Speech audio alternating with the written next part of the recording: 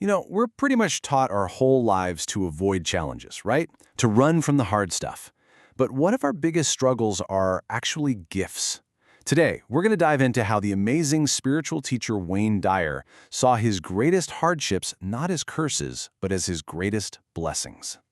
So let's start with this really powerful, almost shocking idea from him.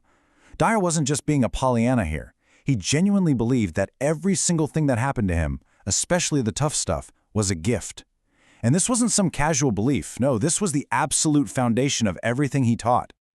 So, how do you even begin to see hardship as a gift? Well, for Dyer, the key was gratitude. And not just gratitude for the good stuff, the sunny days. No, we're talking about gratitude for everything. Dyer taught that we should be grateful for the downtimes, for the struggles, even for the really, really hard times. Now, why would you do that? Because they aren't just empty pain. Each one of them contains a lesson, like a gift that's just wrapped in some really difficult packaging. Now, this whole philosophy didn't just appear out of thin air. Dyer felt he had a very specific mission in life, a purpose that was set for him before he was even born. And the story he told about it just perfectly shows how his life's challenges were basically tailor-made for his life's work. He would explain this through what he called an imaginary conversation with God. It's a really powerful way to think about your own purpose and how maybe, just maybe, the universe prepares you for it. The whole conversation kicks off with this fundamental question we could all ask ourselves, right? What do you want your life to be about? What kind of impact do you really want to have? And Dyer's answer? It was crystal clear.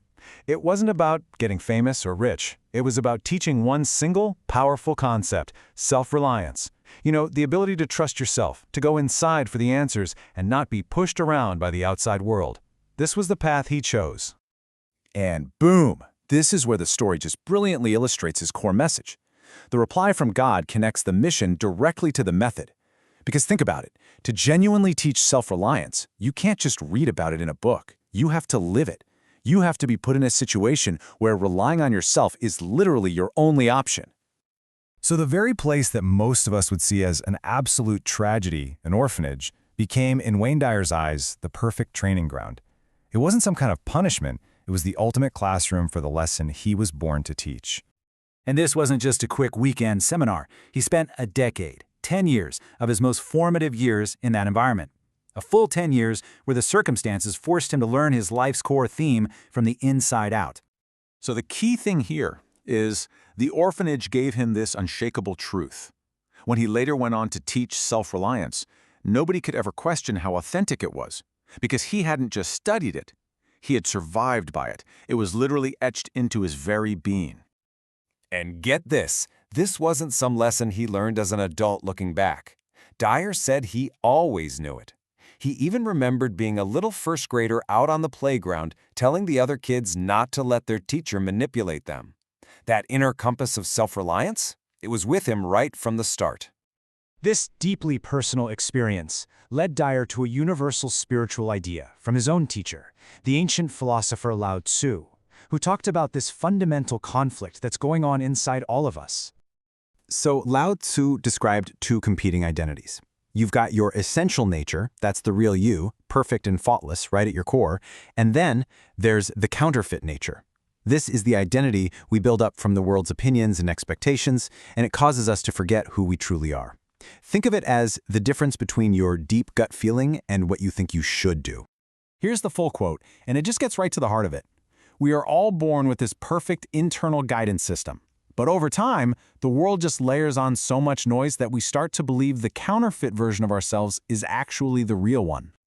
Okay, so if we've forgotten our true nature, how do we get back to it? Well, according to Dyer, the answer isn't out there somewhere. The whole journey, all the lessons from all of our experiences, they're all designed to point us back in one single direction, within. So here's the real takeaway from all of this. First, every single experience, especially the ones you would never ever ask for, is a teacher. Second, the curriculum is always the same, to guide you away from that counterfeit self and back to your true essential nature. And finally, the whole goal is to learn to rely on that perfect inner self, to achieve true self-reliance. And that really leaves us with a pretty profound question to chew on, doesn't it? If we look at our own challenges not as random bits of bad luck, but as carefully designed lessons, what are those experiences trying to teach you right now? What gift is waiting for you inside the struggle?